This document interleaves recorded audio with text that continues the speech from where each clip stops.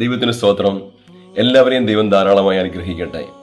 മത്തായി എഴുതിയ സുവിശേഷം 28:20 നാം കാണുന്നു, ഞാനോ ലോകാവസാനത്തോളം എല്ലാ നാളും നിങ്ങളോട് കൂടെയുണ്ട്.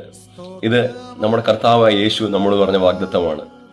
നമ്മളോട് കൂടെ ഇരിക്കാമെന്ന് പറഞ്ഞവർ പലരും മാറിപ്പോയാലും, ആരൊക്കെ നമ്മളെ തള്ളിക്കളഞ്ഞാലും, ആരൊക്കെ നമ്മളെ ഉപേക്ഷിച്ചിട്ട് പോയാലും നമ്മുടെ കർത്താവ് നമ്മളെ വിട്ടു പോവുകയില്ല. എവിടെയൊക്കെ നീ തള്ളപ്പെട്ടോ, ആരുടെയൊക്കെ മുമ്പിൽ നീ അവമാനിക്കപ്പെട്ടോ, ആരൊക്കെ നിന്നെ തള്ളിക്കളഞ്ഞോ, ശത്രുക്കളുടെ മുൻപാകെ വിരുന്നൊരുക്കുന്ന ആ കർത്താവ് അവിടെയൊക്കെയും മാനിച്ചുയർത്തി ശ്രേഷ്ഠകരമായി നിന്നെ വഴി നടത്തും. നീ ഇനി പുറത്തു വരികയില്ലെന്ന് പിശാച് എഴുതിയ സ്ഥാനത്ത്, നിനക്ക് മുമ്പോട്ടൊരു ജീവിതമില്ലെന്ന് മനുഷ്യർ അതിരിട്ട സ്ഥാനത്ത്, മരിച്ച നാറ്റം വെച്ച ലാസറിനെ ഉയർപ്പിച്ചതുപോലെ, നയീൻ പട്ടണത്തിലെ വിധവയുടെ മകനെ ഉയർപ്പിച്ചതുപോലെ, യായിറോസിന്റെ മകളെ ഉയർപ്പിച്ചതുപോലെ കർത്താവ് നിന്നെ പുറത്തു കൊണ്ടുവരും.